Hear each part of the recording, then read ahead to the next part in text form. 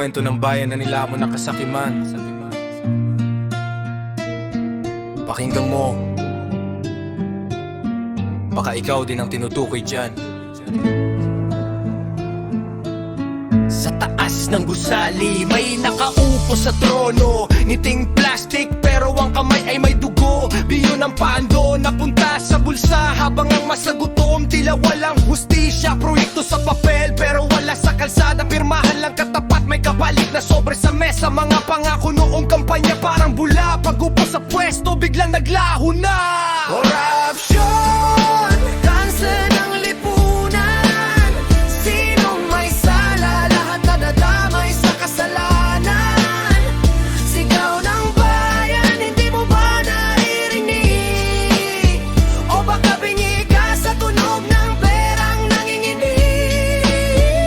Sa bawat kontrata may patong na lihim. Kada pirma may porsyetong kinikim-kim. Serbisyo raw pero sariling interes. Bayan ng puhunan, sila ang nakikinabang sa hulit-huli, yes. Mga kalsada butas parang sistema. Edukasyon kapos pero yaman nila sobra. Hospital kulang, gamot ay wala pero sasakyan nila bago kada taon na dumaraan pa. Hindi na takot, hindi na nahihiya.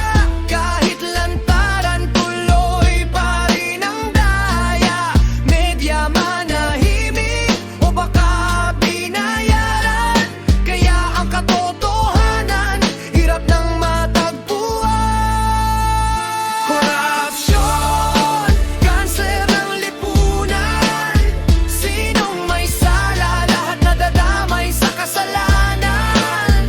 Sigaw ng bayan, hindi mo ba naririnig? O baka bingi ka sa tunog ng perang nanginginig? Pero tandaan mo, hindi habang buhay ang trono mong gawa sa kasinungalingan at sablay. Darating ang araw, babalik ang karma sa bawat ninakaw mong pawis ng masa. Kami ang boses na hindi mo mapapatahimik. Sa bawat tula, katotohanan ang sumisigaw dinig. Hindi kami susuko, lalaban hanggang dulo. Hanggat ang hustisya hindi pa nakakambig dito. Ito ang realidad, hindi katang isip. Kung may konsensya ka, sana'y magising. Bayan muna bago sarili mong interes. Para sa kinabukasan, ituloy ang protesta at boses.